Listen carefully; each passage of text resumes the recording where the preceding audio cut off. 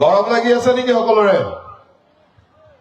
ৰ'দত গৰম লাগি আছে, গতিকে ভাষণ শুনাৰ ইচ্ছা নাই।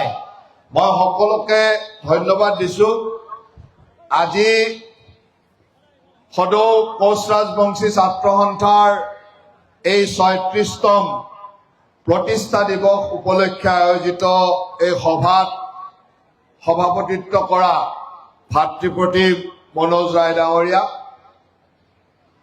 আমাৰ মাজত উপস্থিত আছে আপোনালোকৰ জনগোষ্ঠীয় নেতা আৰু আমাৰ অসম চৰকাৰৰ এগৰাকী দক্ষ মন্ত্ৰী অশ্বিনী ৰায় চৰকাৰ ডাঙৰীয়া, এই সমষ্টিৰ বিধায়ক আমাৰ চৰকাৰৰ এগৰাকী সুদক্ষ মন্ত্ৰী ভাতৃপ্ৰতিম চৰণ বড়ো ডাঙৰীয়া, তিনিজনকৈ বিধায়ক আজি ইয়াত উপস্থিত আছে।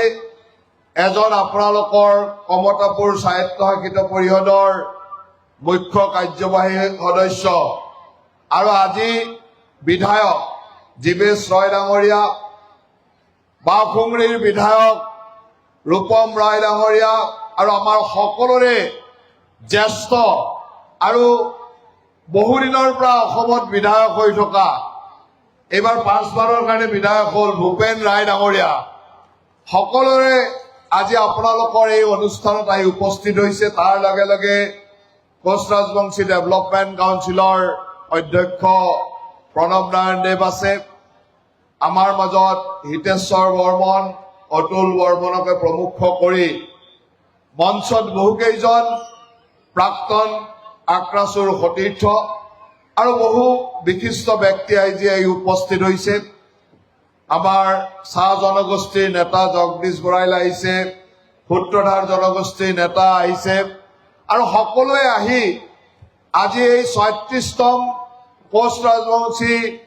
সদৌ কোচ ৰাজবংশী ছাত্ৰ সন্থাৰ কেন্দ্ৰীয় প্ৰতিষ্ঠা দিৱসত আহি উপস্থিত হৈ আপোনালোকৰ লগত থিয় হৈ সকলোৱে এই জনগোষ্ঠীটোৰ উত্তৰণ বিচাৰিছে, এই জনগোষ্ঠীটোৰ সকলো দিশত আগবাঢ়ি যোৱাটো বিচাৰিছে। আৰু ময়ো অসম চৰকাৰৰ মন্ত্ৰী হিচাপে আপোনালোকৰ মাজত উপস্থিত থাকি অত্যন্ত আনন্দ অনুভৱ কৰিছো আৰু আশা ৰাখিছো যে আমি সকলোৱে মিলি অসমৰ প্ৰতিটো জনগোষ্ঠীৰ লগতে কোচ ৰাজবংশী জনগোষ্ঠীটোক সুন্দৰভাৱে আগবঢ়াই নিয়াৰ কাম কৰিব পাৰিম।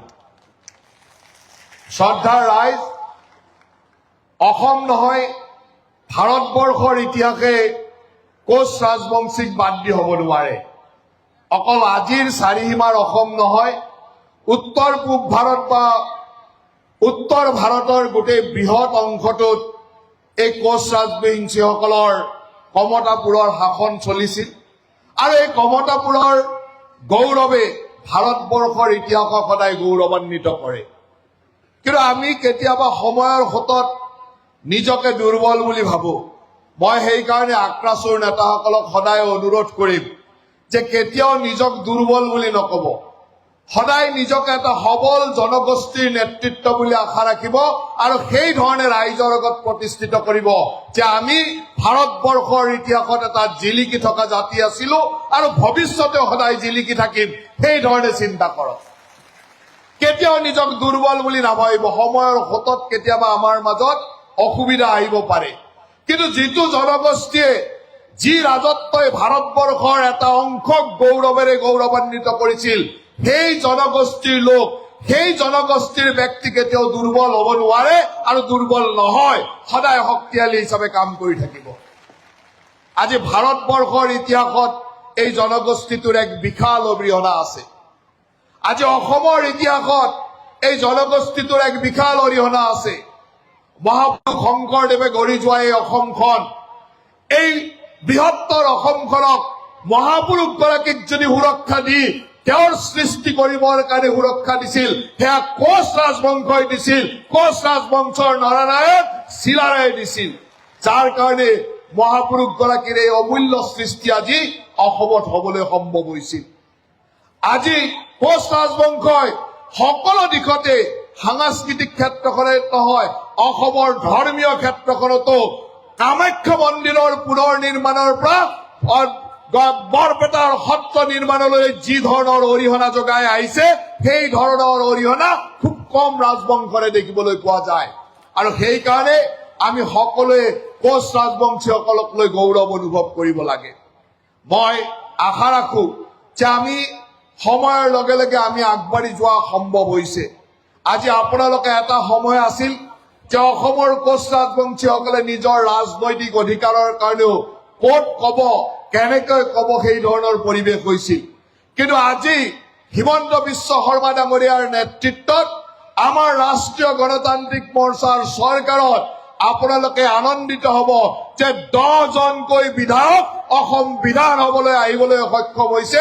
এয়া আমাৰ কাৰণে এটা ডাঙৰ উত্তৰণ। আজি আমাৰ ৰাষ্ট্ৰীয় গণতান্ত্ৰিক মৰ্চাৰ পৰা ভাৰতবৰ্ষৰ সংসদত কোচ ৰাজবংশী সংসদ আছে। আজি আমাৰ মাজত ৰাজবংশী জনগোষ্ঠীৰ পৰা মন্ত্ৰী আছে। আমাৰ মাজত 10জনকৈ বিধায়ক আছে। আৰু আপোনালোকে আনন্দিত অনুভৱ কৰিব যেনেকে ভাৰতীয় জনতা পাৰ্টিৰ পৰা কোচ ৰাজবংশীৰ বিধায়ক আছে, তেনেকে অসম গণ পৰিষদৰ পৰা কোচ ৰাজবংশীৰ বিধায়ক আছে, আৰু BPF দলৰ পৰা আজি কোচ ৰাজবংশীৰ বিধায়ক আছে। এয়া আমাৰ কাৰণে গৌৰৱৰ কথা। আমি আজি লাহে লাহে উত্তৰণৰ দিশত আগবাঢ়িছো, আৰু সেইকাৰণে মই ভাবো যে আমাৰ দায়িত্ব হল যে মুখ্যমন্ত্ৰী ডাঙৰীয়াৰ নেতৃত্বত আমাৰ অভাৱসমূহ আমাৰ সমস্যাসমূহ পদে পদে সমাধান কৰি যোৱা। আজি আমাৰ জনগোষ্ঠীটোৱে বহুদিনৰ পৰাই জনজাতিকৰণৰ কাৰণে দাবী উত্থাপন কৰিছে। আমাৰ চৰকাৰ আমাৰ দলে প্ৰতিটো সময়তে জনগোষ্ঠীটোৰ লগত থাকি এই দাবীৰ সপক্ষত থিয় দিছে। কিন্তু এই দাবীবিলাক এনেকুৱা যে এটা বিভিন্ন পদ্ধতিৰ মাজেৰে যাব লাগে, আৰু এই পদ্ধতিৰ সময়ত আমি চিন্তা কৰিব লাগিব যাতে ইয়াত থকা বৰ্তমানৰ কোনো জনজাতিয়ে নিজক অসুৰক্ষিত অনুভৱ নকৰে, আৰু তেওঁলোকে কোনো হেৰুৱা যেন অনুভৱ নকৰে, আৰু আমাৰ জনগোষ্ঠীটোৱে যাতে আমাৰ অধিকাৰসমূহ পাব পাৰে তেনেকুৱা এটা পৰিৱেশৰ মাজেৰে আমি সেই কামবিলাক কৰিব লাগিব। আজি আপোনালোকৰ কাৰণে সৌভাগ্য যে আমাৰ এই অঞ্চলৰ বা BTC অঞ্চলৰ নেতা হাগ্ৰামা মহিলাই ডাঙৰীয়াকে প্ৰমুখ কৰি আজি চৰণ বড়ো ডাঙৰীয়াও আপোনালোকৰ সমস্যা সমাধানৰ কাৰণে নিজে মন মেলি আগবাঢ়ি আহিছে। আৰু এই সময়ত মই ভাবো যে সমস্যাবিলাক সমাধানৰ এক সুন্দৰ পৰিৱেশ সৃষ্টি হৈছে, আৰু আমি তাক আগবঢ়াই নিব লাগিব। আমাৰ দায়িত্ব হল যে এতিয়া মুখ্যমন্ত্ৰী হিমন্ত বিশ্ব শৰ্মা ডাঙৰীয়াৰ নেতৃত্বত অসমত সকলো জাতি জনগোষ্ঠীৰে সমান অধিকাৰ সমমৰ্যাদাৰ মাজে আমি কেনেকে জাতিটোক অসমখনক আগবঢ়াই নিব পাৰো তাৰ এক পৰিৱেশ ৰচনা হৈছে। আৰু সেই পৰিৱেশৰ মাজত কোচ ৰাজবংশীসকলেও নিজৰ নিজৰ জনগোষ্ঠীয় অধিকাৰসমূহ সুন্দৰভাৱে আগবঢ়াই নিব লাগিব। সিদিনাখন আমাৰ বিধায়কসকলে আমাৰ কোচ ৰাজবংশীৰ নেতাসকলে মুখ্যমন্ত্ৰী ডাঙৰীয়াক লগ পাইছিলে, সকলোৱে অনুৰোধ কৰিছিল। আজি আমাৰ ভাতৃপ্ৰতিম বলোৰামেও কৈছে যে আমাৰো কোচ ৰাজবংশীয় নৃত্য অসমৰ বা বিভিন্ন ঠাইত বা অসমত সুন্দৰভাৱে 10-15 হাজাৰ মানুহেৰে পৰিদৰ্শন কৰি আমাৰ জাতিটোক প্ৰতিষ্ঠিত কৰাৰ কাম কৰিব লাগে। মুখ্যমন্ত্ৰী ডাঙৰীয়াই একে আশাৰে তেখেতসকলৰ কথাত সঁহাৰি জনাইছে, আৰু মই আশা ৰাখো যে আগন্তুক দিনত সেই দিনবিলাক আমি দেখিবলৈ পাম। আমাৰ দায়িত্ব হল আমি আমাৰ জাতিটোক সকলো দিশেৰে আগবঢ়াই নিব লাগিব। আজি আমাৰ চৰকাৰখনে যোৱা কেইদিনমান আগতো আমি অসমৰ মেডিকেল চিটত আৰু এটা কোচ ৰাজবংশী চিট সংযোজন কৰিছো। আমি প্ৰত্যেকটো যি পৰ্যায়তে পাৰিছো শিক্ষা দীক্ষাৰ ক্ষেত্ৰত আজি কোচ ৰাজবংশীসকলৰ কাৰণে আসন সংৰক্ষণ কৰা, মেডিকেলৰ চিটতে হওক ITI চিটতে হওক বিভিন্ন ধৰণৰ চিটত আমি সেই ধৰণৰ সংৰক্ষণ ব্যৱস্থা এটাৰ মাজেৰে জাতিটোক আগবঢ়াই নিয়াৰ কাম আৰম্ভ হৈছে, বা সেই ধৰণৰ কামবিলাক হৈ আছে। এতিয়া আমি চিন্তা কৰিব লাগিব যে আমি আমাৰ জাতিটোক অৰ্থনৈতিকভাৱে কেনেকে স্বাৱলম্বী কৰিব পাৰো। ৰাজনৈতিকভাৱে আজি আমাৰ 10জন বিধায়ক গৈছে, ঠিক তেনেকে আমি অৰ্থনৈতিকভাৱেও আমাৰ গাঁৱে গাঁৱে সেই ধৰণৰ পৰিৱেশ সৃষ্টি কৰিব লাগিব। আমাৰ সামাজিকভাৱে আমাক প্ৰতিষ্ঠিত কৰাৰ পৰিৱেশবিলাক, আমি সাংস্কৃতিকভাৱে আমাক প্ৰতিষ্ঠিত কৰাৰ পৰিৱেশবিলাক আমি সৃষ্টি কৰিব লাগিব। মই ভাবো যে আক্ৰাসুৰ নেতাসকলে এই কথাবিলাক চিন্তা কৰক। গাঁৱে গাঁৱে প্ৰতিটো অঞ্চলতে আমাৰ জনগোষ্ঠীৰ বিভিন্ন ধৰণৰ সুবিধাবিলাক সমাধান কৰি আমাৰ জনগোষ্ঠীটোক কেনেকে আগবঢ়াই নিব পাৰো প্ৰতিটো ক্ষেত্ৰতে, কৃষিৰ ক্ষেত্ৰত, স্কিল ডেভেলপমেণ্টৰ ক্ষেত্ৰত, অন্যান্য ক্ষেত্ৰত সকলো ক্ষেত্ৰতে আগবঢ়াই নিয়াৰ কাম কৰক। আজি আমাৰ অতুল বৰ্মন ডাঙৰীয়াই কৈছে যে ভূমিপুত্ৰ এটা জনগোষ্ঠীৰ মাজতো কেতিয়াবা ডি ভোটাৰৰ নটিচ যায়, এয়া আমাৰ কাৰণে দুখৰ কথা। কিন্তু এটা কথা মনত ৰাখিব, মুখ্যমন্ত্ৰী হিমন্ত বিশ্ব শৰ্মা ডাঙৰীয়াৰ নেতৃত্বত স্পষ্টতাৰে কোৱা আছে যে কোনো কোচ ৰাজবংশীয় মানুহক কেতিয়াও ডি ভোটাৰৰ নটিচ দিব নোৱাৰিব। আৰু যদি কেতিয়াবা নটিচ যায়, অন্তত আক্ৰাসুৱে তাৰ নেতৃত্বলৈ আমাক জনাব। আমি আপোনালোকৰ জনগোষ্ঠীৰ প্ৰতিজন মানুহক সুৰক্ষা দিয়াৰ দায়িত্ব আমাৰ চৰকাৰখনে কৰিব। তাৰ কাৰণে আপোনালোকে চিন্তা কৰিবলগীয়া নাই, কাৰণ কোনো কোচ ৰাজবংশীয় মানুহৰ তাত কেতিয়াও ডি ভোটাৰৰ নটিচ যাব নোৱাৰে। এয়া আপোনালোক খিলঞ্জীয়া মানুহ, আৰু খিলঞ্জীয়া মানুহে নিজৰ অধিকাৰ সদায় পাব লাগিব। আৰু তাৰ কাৰণে হিমন্ত বিশ্ব শৰ্মা ডাঙৰীয়াৰ চৰকাৰখনে সদায় কাম কৰি যাব। আজি আপোনালোকে বিভিন্ন অঞ্চলত আপোনালোকে সেই অঞ্চলৰ প্ৰটেক্টেড ক্লাছৰ অধিকাৰ বিচাৰিছে। আমি কিছু সময়ত কাগজে পত্ৰে হয়তো এই প্ৰটেক্টেড ক্লাছ হিচাপেও ঘোষণাও কৰা হৈছে, কিন্তু কেতিয়াবা কাৰ্যক্ষেত্ৰত এই কামবিলাক সঠিকভাৱে দেখা পোৱা নাযায়। তাৰ কাৰণে আজি পৰিৱেশ ৰচনা কৰিব লাগিব। যেনেকে BTCতে হওক, BTC চৰকাৰৰ লগত সেই পৰিৱেশবিলাক কেতিয়াবা কৰবাত অন্যান্য অঞ্চলসমূহত যি চৰকাৰ বা যি ধৰণৰ শাসক ব্যৱস্থাটো থাকে তাৰ লগতো আমি সমিল মিলৰ মাজেৰে এই কামবিলাক ধৰাতলত যাতে আহে, কাৰ্যক্ষেত্ৰত যাতে আহে, তাৰ কাৰণে আমি কাম কৰিব লাগিব। আমাৰ চৰকাৰখনে প্ৰতিটো সময়তে কোচ ৰাজবংশী জনগোষ্ঠীটোক আগবঢ়াই নিবৰ কাৰণে, সুৰক্ষিত কৰি ৰাখিবৰ কাৰণে প্ৰতিটো সময়ত কাম কৰিছে।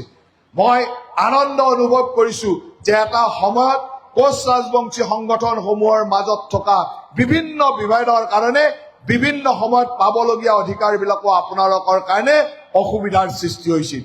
কিন্তু আজি কেইবছৰমানৰ পৰা আপোনালোকে সেই অসুবিধাবিলাক দূৰ কৰি একত্ৰিতভাৱে কাম কৰাৰ এক পৰিৱেশ আনিছে। আৰু মই ভাবো এই পৰিৱেশে আপোনালোকৰ একতা বৃদ্ধি কৰিব আৰু আপোনালোকৰ সমস্যাবিলাক সমাধান কৰাত এক বিশেষ ভূমিকা ল'ব বুলি মই আশা ৰাখিছো। আৰু আপোনালোক আমি সকলোৱে মিলি যাতে এই সমস্যাবিলাক সমাধান কৰিব পাৰো, তাৰ কাৰণে প্ৰতিটো মুহূৰ্তত আমি চেষ্টা কৰি যাম।